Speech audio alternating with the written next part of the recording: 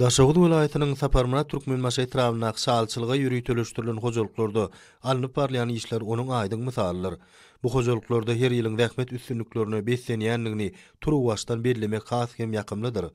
Etrapda milli liderimiziň taýsy tagallasy, biýmeçör aladas netijesinde gurulyp ulanmaga berilen Türkmen Gally Önümler Döwlet Birleşiginiň Daşoğuz Gally Önümler Önümçilik Birleşiginiň tugu öňürýän kärhanasy bolsa, ýokary hili şalyk halysynyň öz wagtyna gaýtadan işlenmegini üpçün edýär.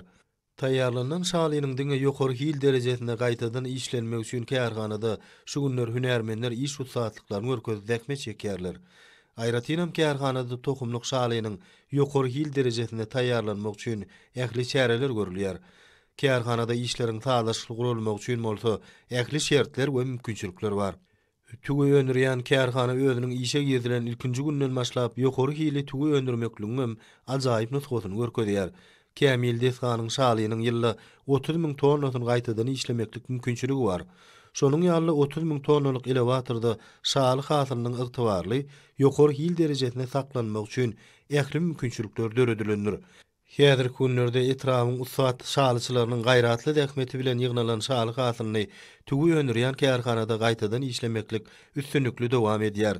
Kärhanada hil barlyk hanasynyň hemme taraplaýyn enzamlaşdyrylmagy kabul edilýän şalyk hasylynyň öndürilen ak tuýunyň hil derejesiniň anyk kesgitlenmegine mümkinçilik berýär. Kärhananyň dürli bölümlerine işleriň kadaly ýola goýulmagy özüniň gowandyrjy netijelerini berýär.